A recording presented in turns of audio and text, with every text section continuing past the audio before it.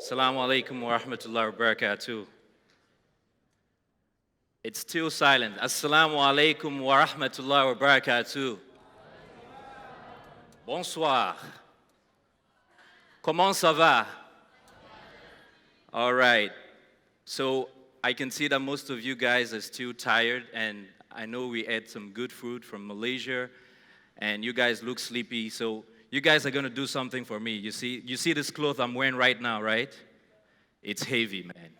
It's definitely heavy. So there's something in my country that we call foop fap. And you guys are going to do it before we start our session of today. So basically, when we wear this kind of dress, next time you're going to my country, you reach my embassy, you just have to do foop and then fap. So let everybody stand up, please. Let's breathe in. So when I go 3, 2, 1, we're going to do foop, fap. So it's like this, foop and then fap, all right? You guys can't see my dance because I'm wearing this traditional dress, but we're going to try it, okay? Don't be shy, eh?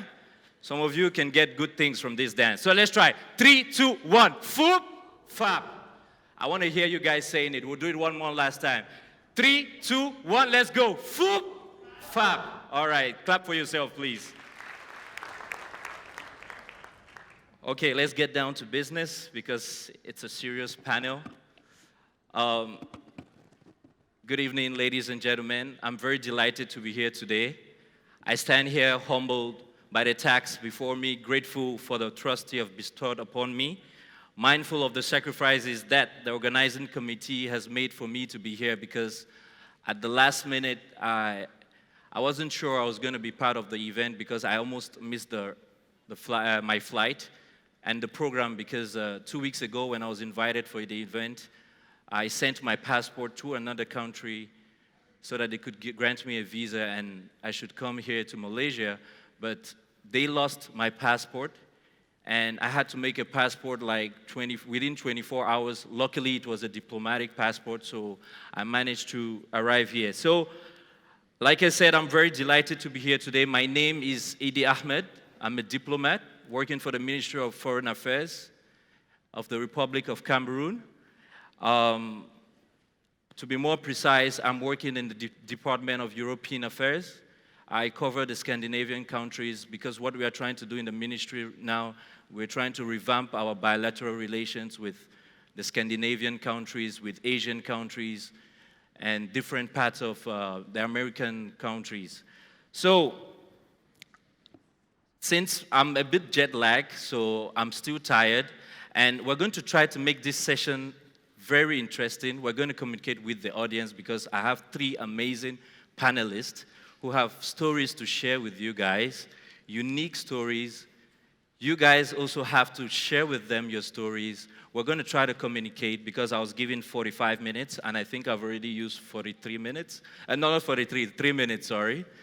African timing, we always jump into. All right, so basically, this session, we shall have 3 phases. That is an intellectual exchange, personal insights exchange, and then proposing solutions. So without further ado, let me begin by inviting our panelists to the stage. I would not like to monopolize the mic. They will give more details about themselves. So ladies and gentlemen, let's all welcome our first panelist, Mr. Abdul Samad Khan, CEO of the Youth Impact Organization.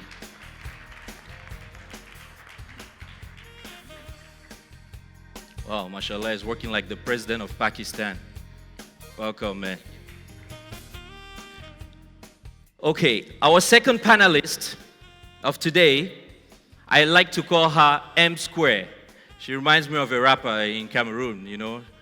And she's here today, and I'm very happy she came. So please, ladies and gentlemen, let's welcome Mariam Masmoudi, Assistant Program Officer of the International Institute for Democracy and Electoral Assistance.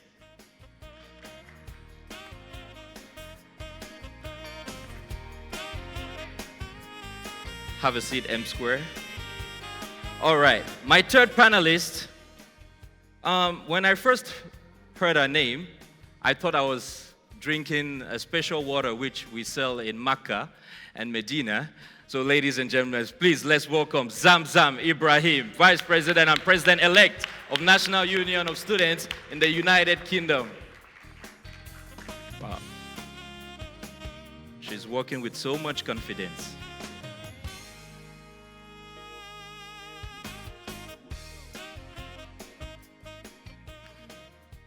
Okay, welcome.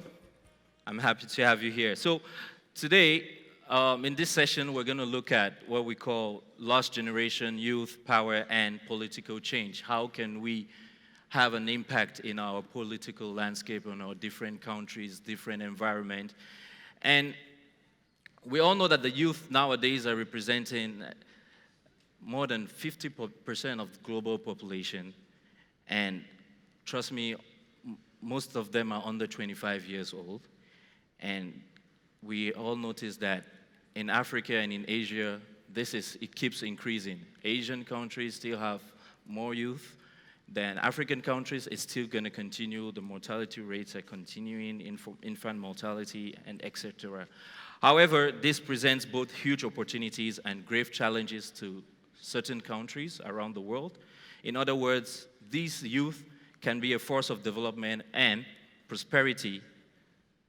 But at the same time, when you neglect these youth, they can fuel major civil unrest, as we have seen in most countries in the world. Let it be the Arab Spring, let it be what is happening in Algeria today, in Sudan, and of course in Cameroon now also we're facing that day by day.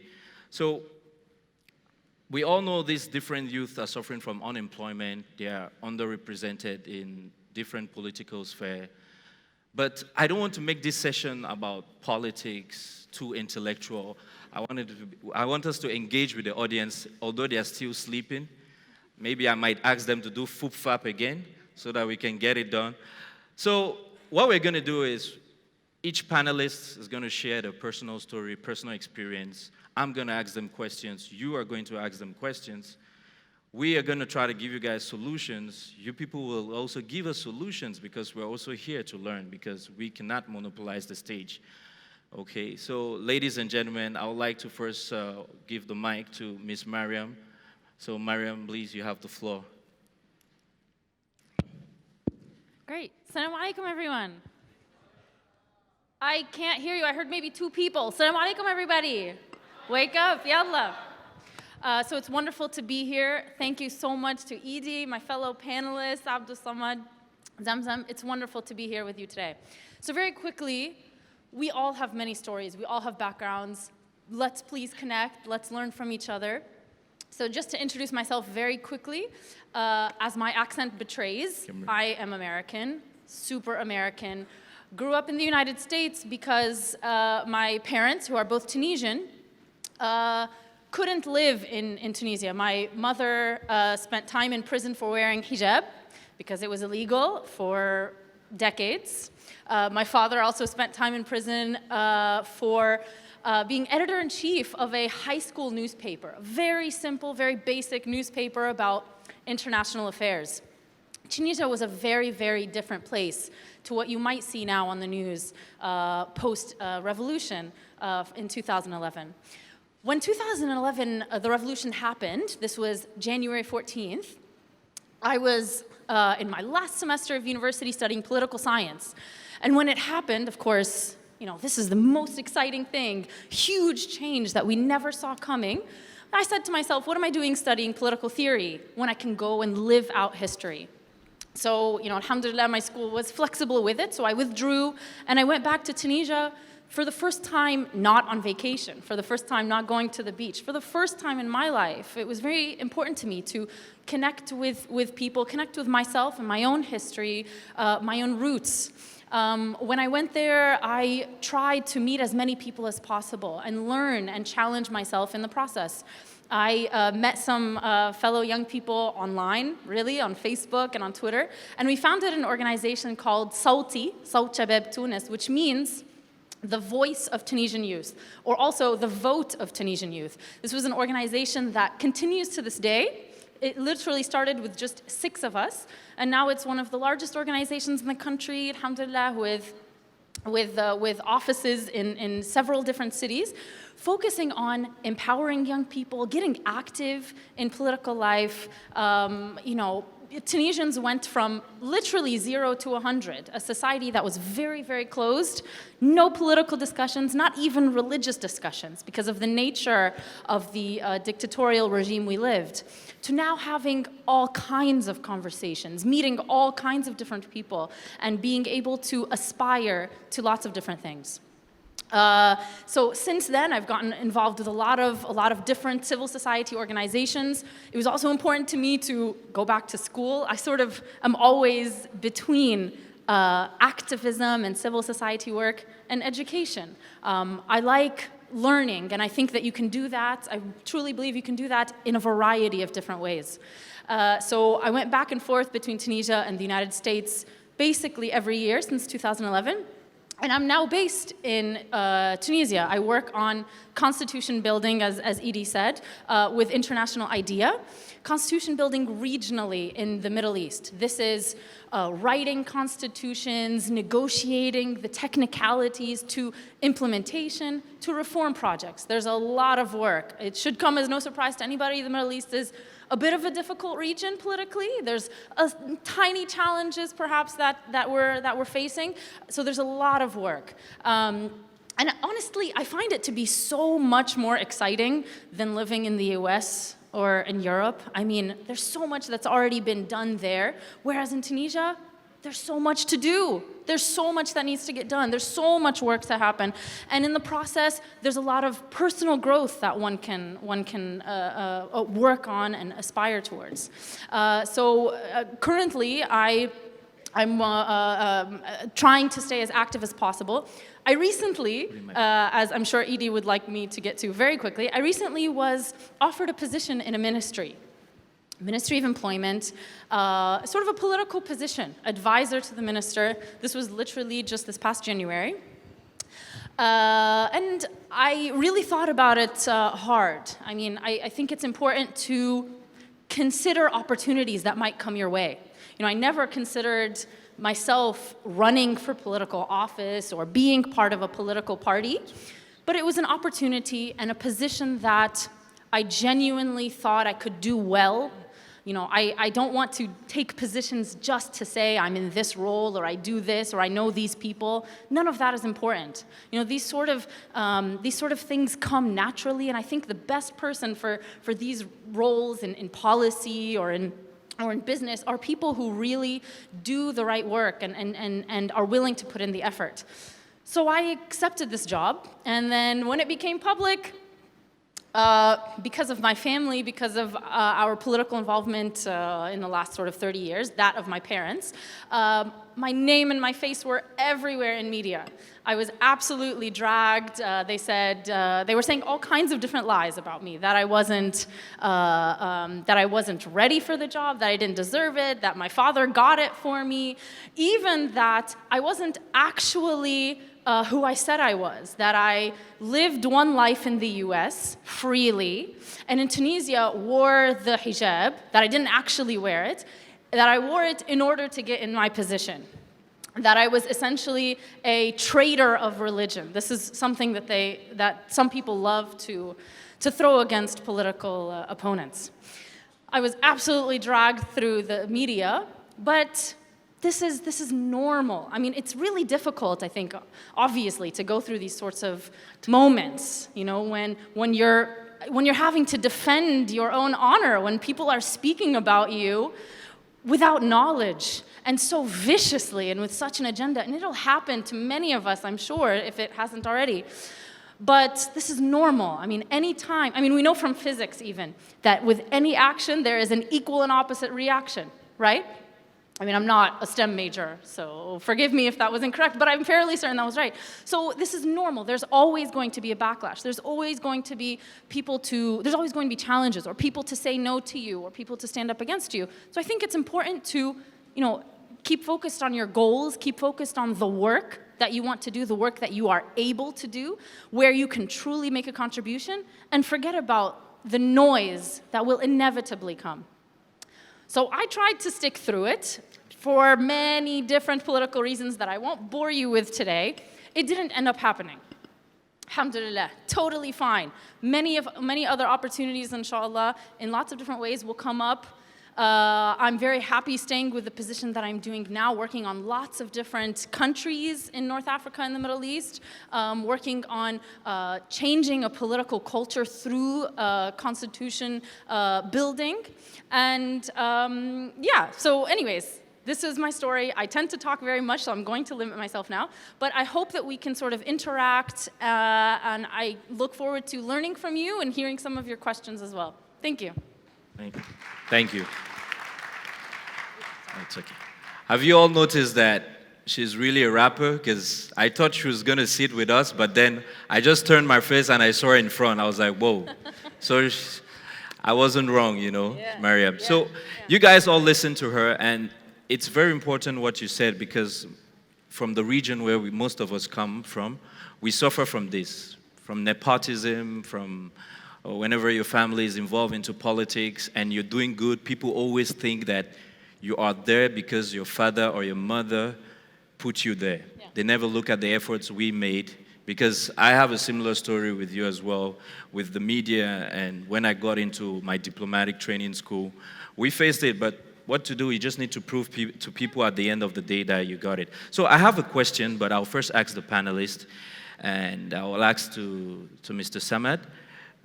In Pakistan, do you people face this kind of nepotism, and how the young people whose parents are in the political circle, how do these young people, the children of these politicians, manage to actually have an impact in Pakistan society?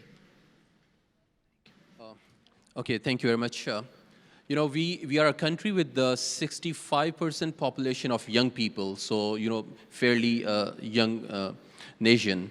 Listening to what Mariam had shared recently about her story, I mean, I could see that her body language, her voice could tell that she's, despite of whatever happened in her life, she's so optimistic and so enthusiastic about this that she's sharing with pride.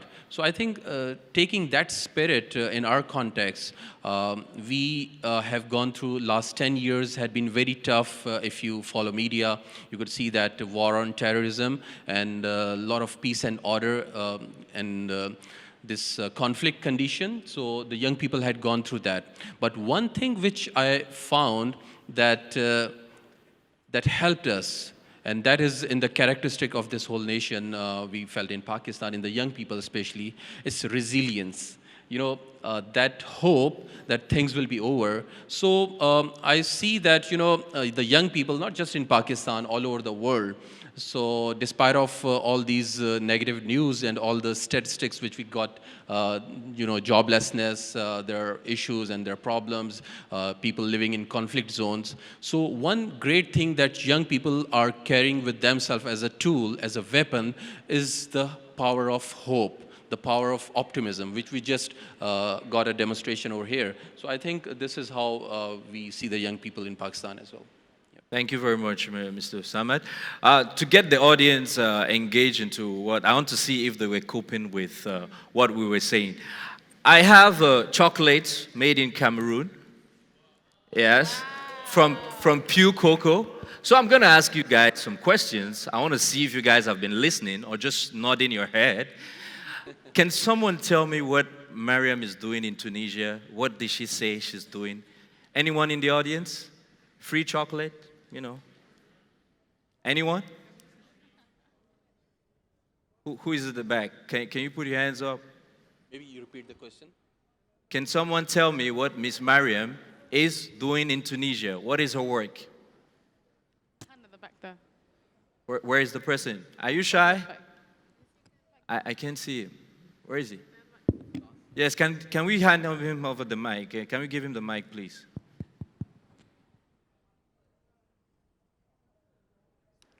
By the way, this is pure chocolate from pure cocoa.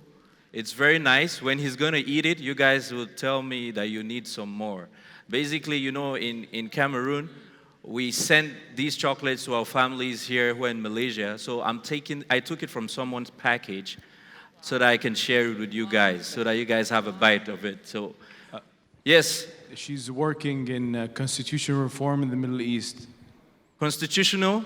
Reform in the Middle East. Is it right? Because we got to In double North check. Africa as well. Yes. But thank you very much. Correct. You deserve a chocolate bar. So come and have your chocolate when you have time. Yes. And then you can share it with the people there. Maybe it's going to boost them because the hall is very quiet. Anyways, let's go to our second panelist, someone I respect a lot. I've known him since yesterday, and the few things we shared together, I really appreciated what he said. So without further ado, Mr. Abdul Samad, you have the floor, please. Yeah, thank you. Thank you very much.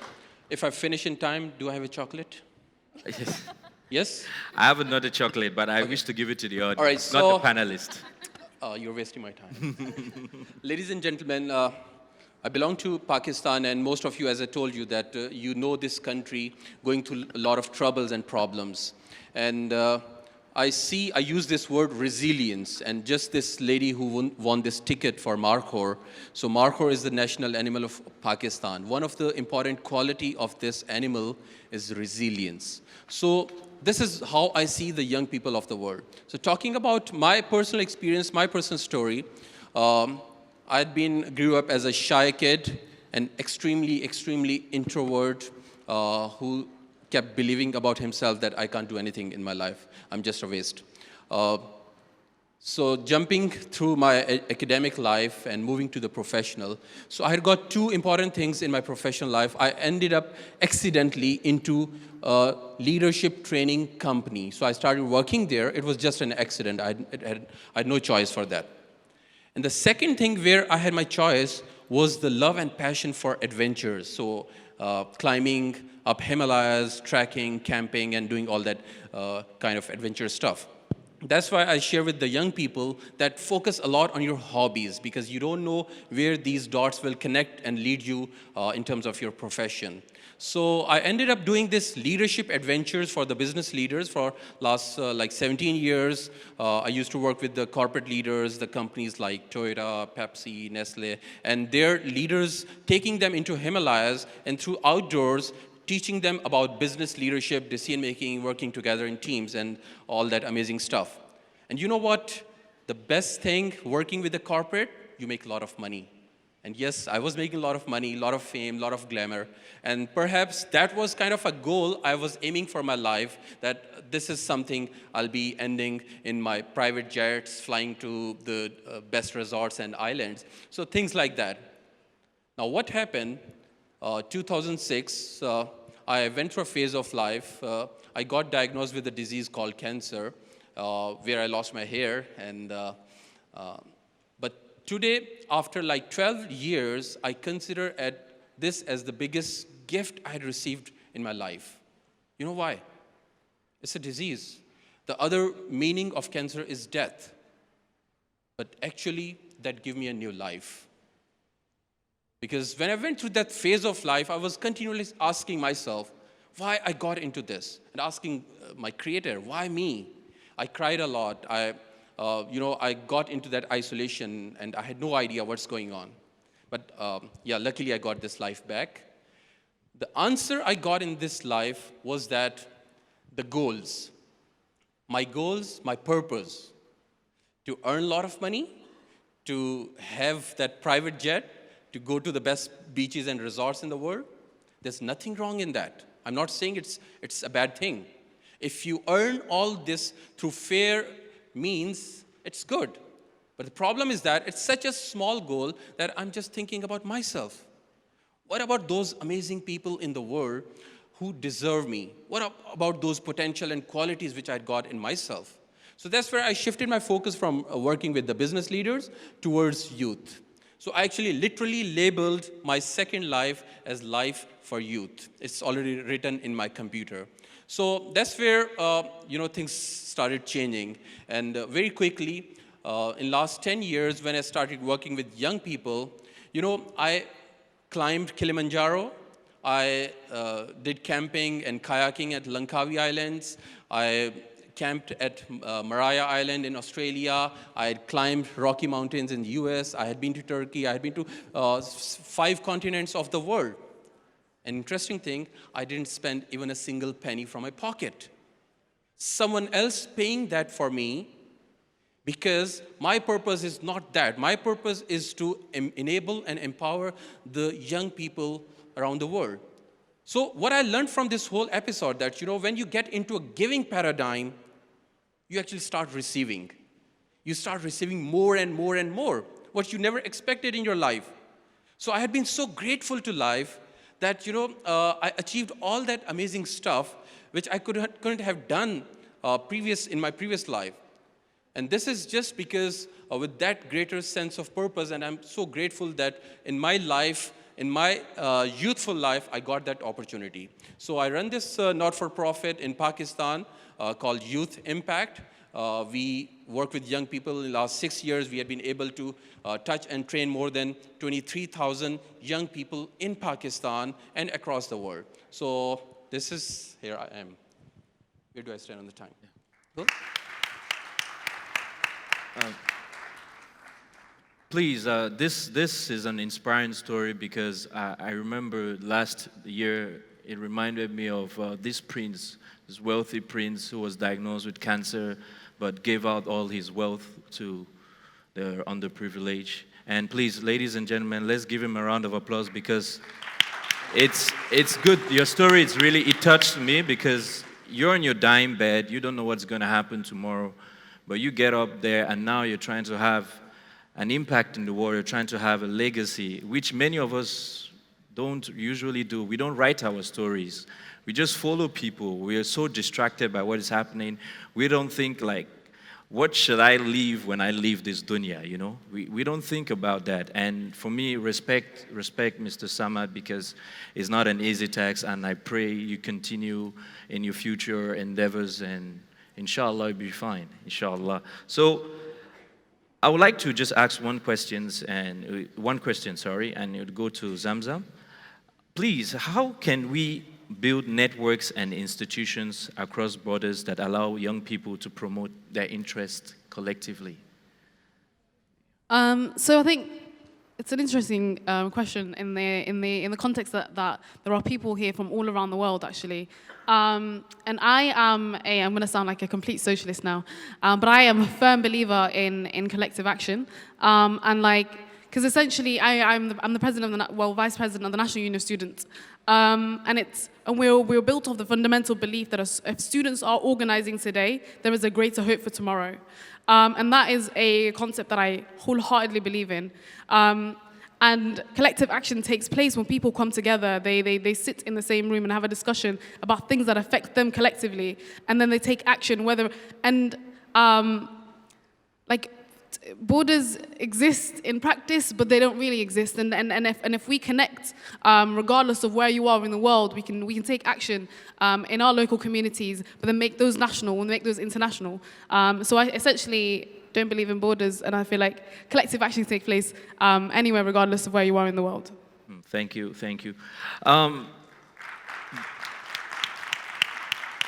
Right now, before we listen to our third panelist, of course, I'm going to give the floor to the audience because based on their 2 stories, maybe one of you have lived that kind of, event in your life, and you would like to ask maybe a question. But I wish to know, Mr. Samad, are you married?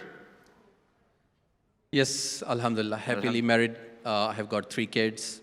Yeah, and interesting thing, on March 18th, 2007, is when I got my last dose of chemo. Just 3 days later, March 21st, 2007, I got married. Wow. So he didn't waste time, That's good. You see, that's how life is, and that's what we're trying to tell the youth today, because all of us have different stories, and definitely our stories might inspire you one way or the other. So I'm happy for that. Because when I first saw him bald, because in my country, when you have a bald head, they consider you as a rich person. So I told him, yo, bro, how much do you have in your account? And then he told me, no, it's a different story. I'll tell you when we're in this session. So I'm very happy that you shared that. So please, can I have the audience participate a bit? Does anyone have question to one of these panelists? Anyone? Do you have a question? I have a question. You have a question? She has a question for you people, so let's go ahead. One of the things that he said that impressed me was he Chocolate. reached an X amount of young people. It was somewhere in the thousands. Does anyone remember what that number was? Do you get a question? No, you can repeat the question. The audience did. One of the things that Abdul said that inspired me was that he was able, in a very short time, able to reach X amount of young people. Do you remember how many thousands of people he was able to reach? Wait. One person at a time. I know you want chocolates, but just don't worry. You shall get it. I still have some. Let's go for a lady because there's a... Sorry, brother. You just meet me after this. We'll share some chocolates. Where's the lady who was... Okay, please, Mr. MC.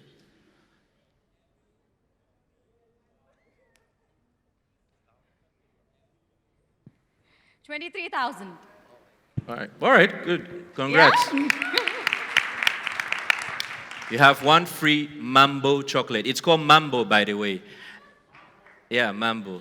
And this is made by young Cameroonians, so I'm trying to also encourage the youth in Cameroon. By the way, you can share your chocolates. Okay, who has a question, please? Oh, this, okay, don't worry, this is the last chocolate. We're going to keep it for the best because we have other things we're going to talk about. So I just want to know if any of you have a question in the hall. So we move. Yes, please, sir. Can you give him the mic? Thank you. And by the way, you look hot, man. Thank you. Assalamu alaikum. I'm Faik from Malaysia. It's very inspiring stories, and I've listening 2 days long, very inspiring stories from various speakers. And I want to share, I'm a dyslexic. Do you guys know dyslexia? So I've been struggling with my reading when I was younger. And my kindergarten teachers once said that to my mom, that I'm a stupid kid, slow than my friends. So my mom took me out from the kindergarten and sent me elsewhere. And then I have to learn and I have to work hard. And actually my mom did work hard for me 2-3 times from normal person. And alhamdulillah, I'm graduating this year in international business. Wow. I would like to share that anything that we've gone through, like all the panels say, that there's still a hope that we can success at the end of the day. So my question is, at this point, when I came here and I saw so many more successful person, there is a feeling in my heart that I think that I'm not that worthy because I have done so much. I do not have startups, I do not have business, I do not have great ideas. I like to speak, but I am very afraid to take action. I have a lot of things to share, but I do not know how. So can you share with us on how to overcome these such feelings and find the definition of how can you contribute back to your society and to your people? Thank you. Thank you so much. Thank you so much for your question. Maybe before we give the mic to Zamzam, we need to answer this question because, so would you like to talk? Because I thought Mr. Ahmed, Samad, sorry, will speak, but if you have something to say, please share with him. Yes, I do. Thank you so much for your question. The Quran tells us, one of the many lessons that it tells us is that human beings are born anxious. There is a verse in the Quran that says human beings are born anxious. Anxiety is normal. Being worried and seeing other people being quote unquote successful and thinking that you're not at that same level, that's normal. I think it's part of the human experience.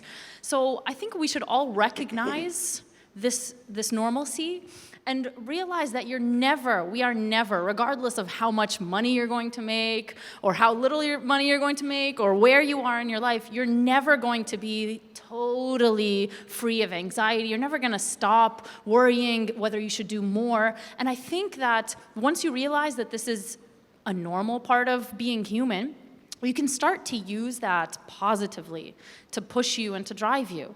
And just as also in our religion, we believe in moderation, right? So you shouldn't do anything in extremes. So just as it's important to use your own inertia to drive yourself, it is good to compare yourself to other people. You can learn positive lessons from other people's life experiences.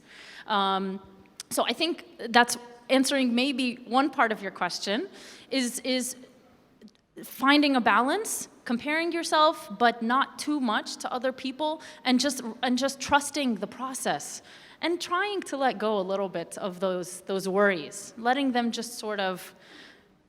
guide you. So that's one part of the question. The other part you said is, how can you get to where you want to go? Honestly, I'm still figuring that out as well. So I don't think you'll ever find a final answer. But what I found that works a little bit for me so far is meeting people like you, honestly, and connecting with people and having conversations and being inspired by the people around you. It helps you to not only, of course, learn from their experiences, but also see what touches you. What touches you is what you should be doing. And when you figure out what really moves you, you will be able to connect with people. They might know an organization or a business or a position or a program you might participate in, and you slowly start to follow this path. There's no such thing as a path that's already totally laid for you. I mean, that you know of, obviously. I mean, I don't want to get into theology, but that you know of, right? So the path starts to sort, your life path, each one of our individual, unique life paths, creates itself through these little opportunities that come up. And I think it's important to recognize an opportunity when it comes, to consider it very carefully, and decide whether you want to pursue this, whether you want to go in another direction. But it's important to recognize that life makes itself as it goes. And being open to conversations, to challenges, to growing, to learning, etc. Right. So that's what I have for now. Thank you. And I wish to add before I give the floor to Mr. Samad, respect, because by the way, I forgot to mention, I was in Malaysia between 2010 to 2015. I studied in the International Islamic University of Malaysia. So even me, how I ended up in Malaysia, yeah, we all love UI, but now we've left UI. But the Sudanese are happy and the Somalians, I don't know why. Tell me why. So respect, because I know what you went through, and we go through that. Because I want to tell you guys something, no matter what you do in life, people are always gonna complain about what you're doing. Just go ahead, keep going ahead. And after that, when you shall succeed, people will be like, I remember I encouraged him as well, whereas his lie, he didn't encourage you, man. Just keep going, just keep going. So I don't want to monopolize the floor. Mr. Samad, do you have something to say? You're okay? Now let's move to the third panelist, because we haven't heard her story. And I think there are more to say, and there's a lot of things she has to say, because I've read a little bit about her in the media. So, Mrs. Zamzam, you have the floor. The one and only Zamzam. Not Zamzam water, but Zamzam Ibrahim. Thank you very much. Assalamualaikum. So I'm going to stay right here, because I'm comfortable. How is everyone? Feeling good? Feeling engaged? You're looking a lot more pumped than you did in the beginning. It might be that chocolate. But I wanted to talk to you guys and tell you my story. And I'm like looking around the room, making eye contact, because I like to see, make sure I gauge with you all. And like these incredible panelists, and every single person in this room, we all have a story, and we all have a story behind where we are today and how we got there, what inspired us, what obstacles we had in front of us. Now for me, my story starts, I suppose, well before I was born. My parents are Somali refugees. They fled the civil war several years ago, and out of all the places in the world that they could have gone to, they chose Sweden. Don't know, we don't ask questions. But at the age of 10, they decided, due to the education in the UK, they then migrated and moved to the UK. So I grew up in the United Kingdom for most of my life. And in, again, all the places in the UK that we could have lived in, we moved into this small town called Bolton. And interestingly, Bolton, at its heart, at its center, is a very, very diverse city. And when I say diverse, I mean majority Indian and Pakistani communities. But then if you go out, literally 10 minutes out the city center, then it's the most Eurocentric, white city that you'll find, like your town you'll find.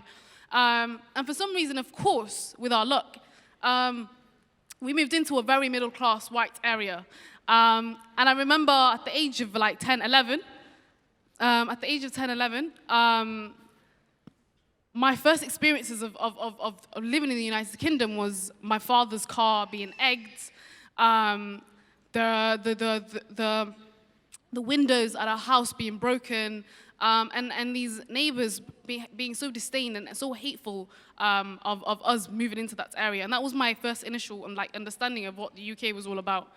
And then when I started school, obviously in the area that we lived in, it was predominantly a white area, so the school, there was pretty much nobody that looked like me.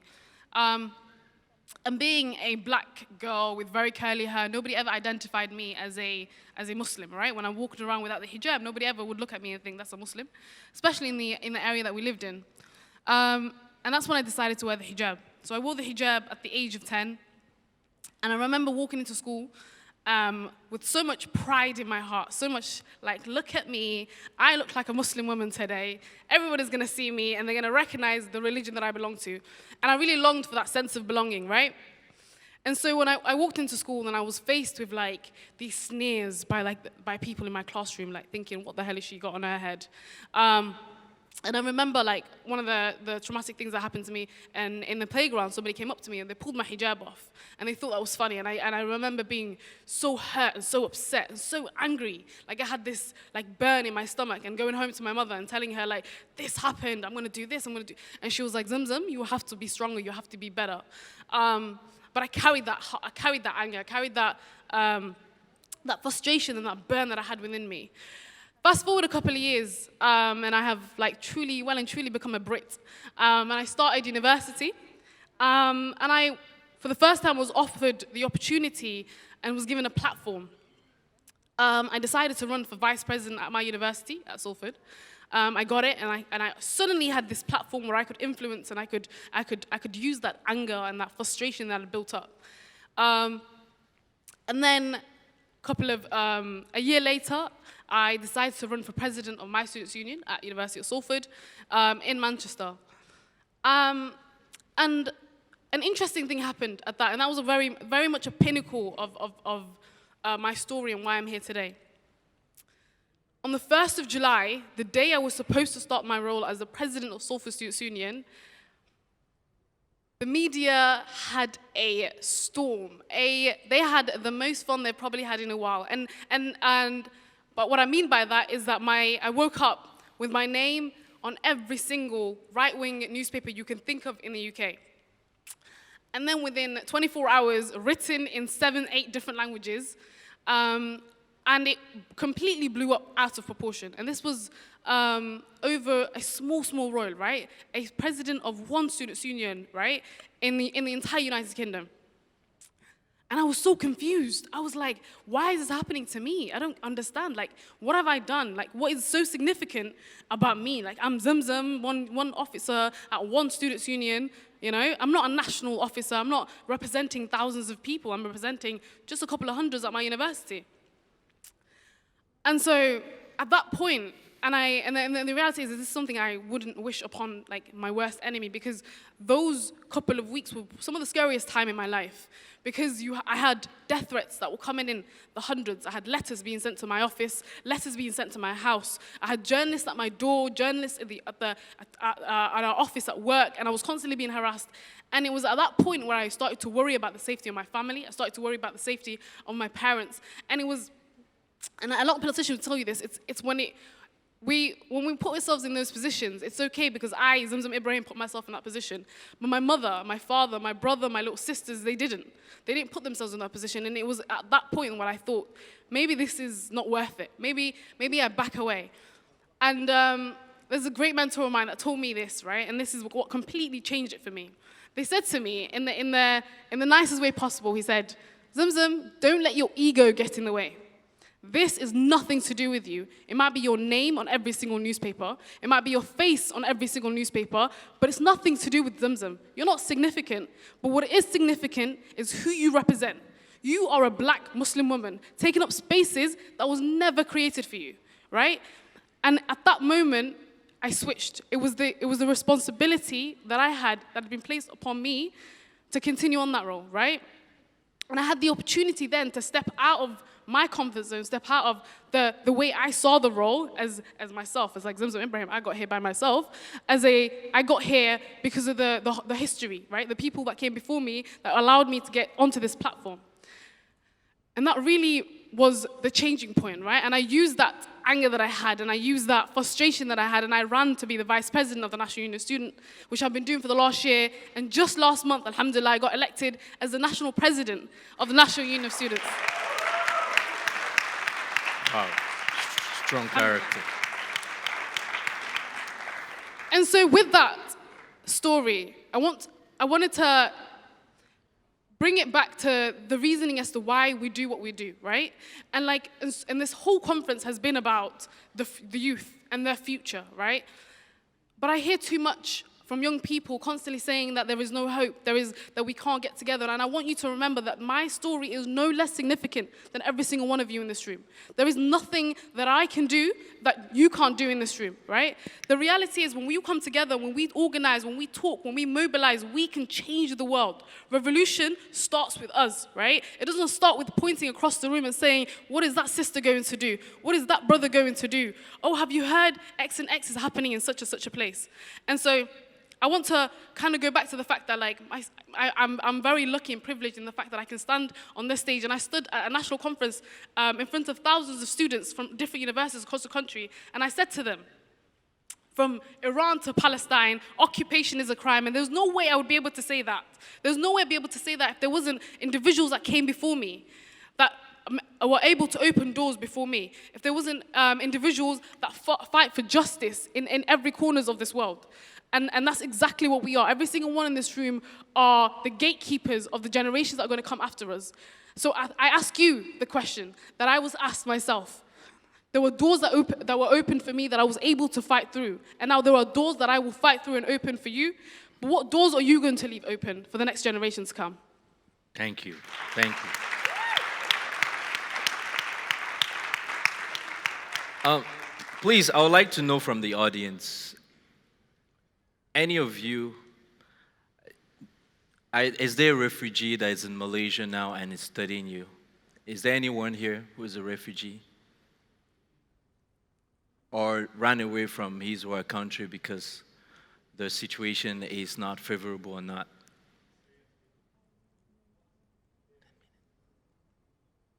Yes, and I just have a question, please, before we wrap up things. What are you doing so far to change that in your country? Yes.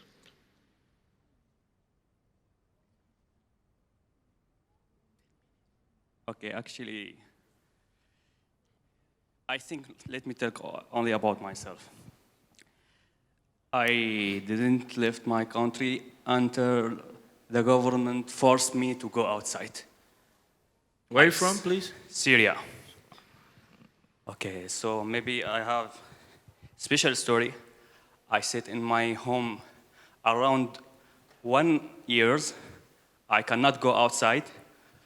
I still inside my home for 1 year, and you cannot go outside because the police and security everywhere, and they can catch you in any time and take you to the army to fight for the Assad regime. So now you live in Malaysia. I live in Malaysia. I study in Malaysia. I don't live in Malaysia because I cannot live outside my country. And do you have any hope of changing what is happening at home? Of course, all the time, every day I think about my country, about my people. I go outside to study, to get skills, to get experience, to try to explain the world what's happening in my country. Because until today, there are millions of people don't know what actually happened in Syria, why there are more than 8 years the people fight the government. The world until today didn't understand clearly what happened. This is an issue. So what the role of media, what the role of politicians, what the role of youth to separate the real information, real situation, how we can together work to change the situation, to help the people who still in Syria under this regime. Thank this you. Is the issue. And from when I listen to you, I guess you learned how to speak English here in Malaysia, right? Yeah, actually, Yeah, congratulations, just, man. Respect. Yeah. Okay. Thank you. I was told my time is up, but I'm still surprised because I've been timing. I know it's 45 minutes, and I know it's remaining 10 minutes. So please, organizers, just be patient. Let's just wrap things up so that we can, the youth, because I still see some hands out there. So Junaidi, please just be patient. 10 minutes because I'm surprised they're giving me 35 minutes. So please, I calculated the time, maybe they're, all right, there's no problem, but please just be patient with me. I see 2 hands there, so can they give them the mic, please? They have something to say. We're just going to wrap it up after this in 5 minutes, and then we'll go, don't worry. We'll definitely share more at the cultural event. I have lots of stories to tell you guys. All right, let's go ahead, please. Yes? Okay. Your name and what do you do? Okay. Good Where are you afternoon, from? everybody. Good afternoon, ma'am. My name is Clotilde. I'm from Cameroon. And I'm she's actually my sister. very, Oh, all very right. excited to see him here. All right. Yeah, you just asked a question if I'm not a refugee, but I ran away from my country because of the situation now. And I have a question to ask you as a diplomat and what is going on in our country now, because we know some youth in our country are really, they're not going to school, they are deprived from education. So is this, how is their future is going to be? Like, how can we do, or what can we do to help them? Because we are saying, we young people, we are the future, but if some people, some young people cannot go to school, how is their future is going to be? So my question is like, what can we do to help them? Okay. Those who are not going to school, yeah. Thank you, Clotilde, for your question. I will just try to reply in 45 seconds because I really need to wrap up the session. You guys don't know what's happening maybe in Cameroon, but Cameroon is going through some social-political unrest in a certain part of the country. That's the English-speaking part of Cameroon, because in Cameroon we speak both French and English. They have equal value. So I understand her question perfectly, and I've been telling the youth in Cameroon, because when this social unrest started, I told them that, yes, we're in a situation where the crisis has affected everything. People with dirty agendas have taken the space to, lay out their evilish ideas, but I keep telling the youth to be patient. You need to be patient with the status quo while trying to change it within your own community. I'll take a good example from myself. I'm from the northern part of Cameroon. Boko Haram, when they came to Cameroon, they were committing suicide bombing. My families were like displaced. Everything was like not going through. And when I came back to Cameroon, I was admitted into the diplomatic training school. It was just for 15 people, but there were like 1,000 candidates. So you imagine the stress and the hard work I had to put in order to get admitted. And when I entered, I remember I started buying poultry farms. And when I started buying poultry farms, people didn't understand what I was doing. They were like, how come a diplomat has poultry farms? What is he doing with chickens, basically? But people didn't know what I wanted to do. I was trying to look for a solution for those people who were displaced. Because when you have your own business, when you have something, you employ people already. You make people to be independent. When people run away from certain zones, you don't just have to welcome them to your house and just be feeding them. You need to push them to be independent. And that's what I started doing. I started having my poultry farms. I started employing people from the war-torn areas, from the war-torn zones. And I kept telling them, you need to be patient. Patience, and we need to brainstorm on how we are going to own our future. Because tomorrow, the same government that is governing us will not be there. What if they give us the responsibility? Are we ready? That's the question we should ask ourselves. Each and every one of us just want to go to the street. No, we're tired of this and that. We're tired of this and that. What are you doing when you go and say that? Are you ready? Do you have an action plan? If they give you the power, are you ready? Like what's happening in Sudan now? When they're going to give us the Sudanese people, how they say the power, what are they going to do? That's what the world wants to see.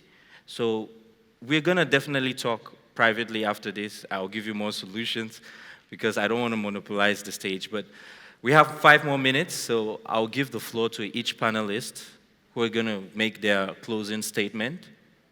And we'll see you guys like in a few minutes at the cultural event. So let me start with Mariam. Mariam, you have 1 minute and a half.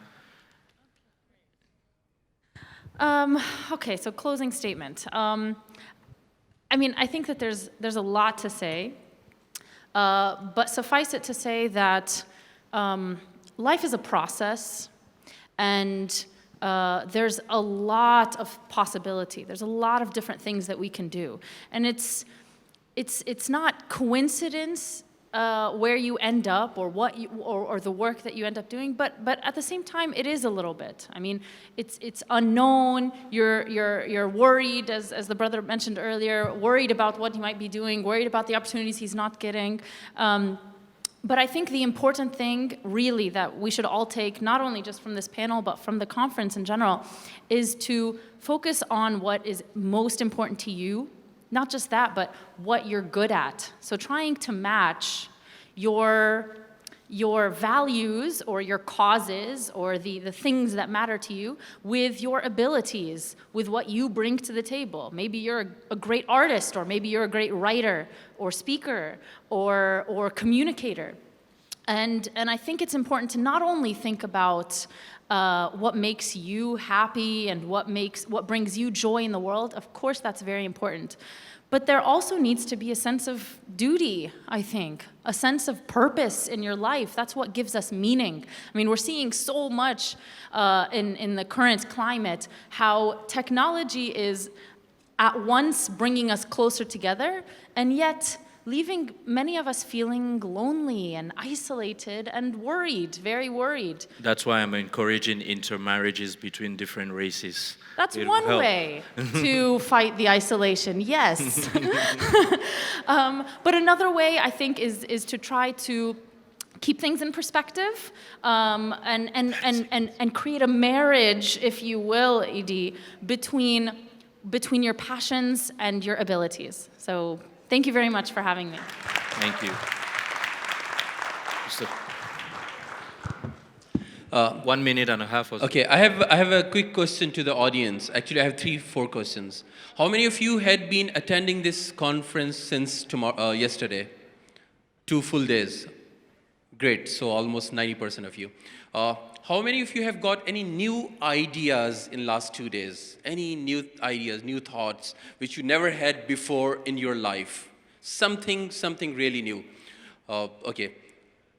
Third question, thank you. Third question, how many of you thought about action plan? You converted those ideas into action. You have got an action plan in your mind, something that you are going to do immediately tomorrow or this next week. Okay. The last question, and if you raise hand, I'll bring you on the stage to get the proof. How many of you have written that action plan today, yesterday, last night? Okay, that's the difference. I've got, is it like yawn or a raising hand? Okay. Okay, I've got, okay, wonderful. So that's the difference. That's what makes a difference. Thinking and getting inspired by these amazing conferences, wonderful. Do that. But, you know, as soon as you cross this five-star hotel, you get on the street of Malaysia, the reality check will hit you. Tonight you will sleep. Tomorrow is the same day. No change.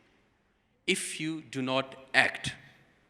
So ladies and gentlemen, all these panelists, I mean, this Sharq forum, the people, I know these are young people sitting somewhere in the other corner of the world. They're just young people. It's an outcome of action. It's not just a dream. It's not a wish. Your actions, you're doing your small acts. You know, they say even your smile is a charity. Why we are so serious? Please, just for 2 seconds, pass on a smile to the person sitting next to you. Please pass on the smile. Please smile. Even your smile is a charity. What is the philosophy behind that? It costs nothing. But this is the smallest act you can do. So from a smile up to running an international organization like this is the whole spectrum where your actions can make a difference. So please act. Thank you. Thank you. All right, before concluding, I like what you did about the smiling, because some guys have been trying to smile to some girls since we've started this event. So I think they took the opportunity to do that, the advantage. So Zamzam, you have 1 minute and a half, and we wrap the session. So this panel was called A Lost Generation, right? Essentially referring to us. And I couldn't disagree more. I don't think we are a lost generation. But I think we are a generation that are looking for our way. We can't quite relate to the generations that came before us, and we want to change things for the generations that are going to come after us, and we're trying to find a radical and reformed way to move things forward. And I want you to always remember that. And so one of the things that I've grasped from this conference, and I've heard from a lot of different speakers, is that there are opportunities that come at you at life. Take every single opportunity that comes at you. If there is a gap that needs to be filled, fill that gap. Don't wait for somebody else to come along with a greater plan, for somebody else to come along with a door and a position for you. Take it, grasp it, fight for you, fight for yourselves. And I'm gonna, I suppose, simply end with a quote, a Michelle Obama quote actually, that goes, that strong people lift people up, but powerful people bring them together. Thank you. Thank you, thank you. So before leaving the stage, just one more question. How many of you in the hall are unemployed? Or you're still studying in the university? How many of you? All. Wow. Trust me, don't give up. I've been working for the past 2 years, but that doesn't mean my job is guaranteed. Every day I look for other options. Right now, we're working on a small project in Cameroon where we can provide electricity based on the solar energy for our local communities. It's not my job, but I'm still working with these people because every day we try to think out of the box. We try to look for other solutions. Don't give up. Every day when you wake up, when Allah gives you that life, always tell to yourself, it's a new challenge. Let me get there. If you don't get it, stop procrastinating. I know most of us keep procrastinating in this hall, and we shouldn't. Let me just end by mentioning this proverb. It's an African proverb, and I hope it will be a lesson for you people. Every old man was once a young man, but not every young man will become an old man. So make sure you how can I say it? You do your best in whatever endeavors you're about to do. The future is yours. Write your story. I would like to thank Ms. Mariam. I would like to thank Ms. Zamzam and Mr. Samad for what they have done today, for their contribution. So please, let's end it up with a standing ovation for them. Thank you very much. Assalamu alaikum wa rahmatullahi wa barakatuh. Thank you so much, Mr. Idi Ahmad, and of course our inspiring panelists. Thank you very much.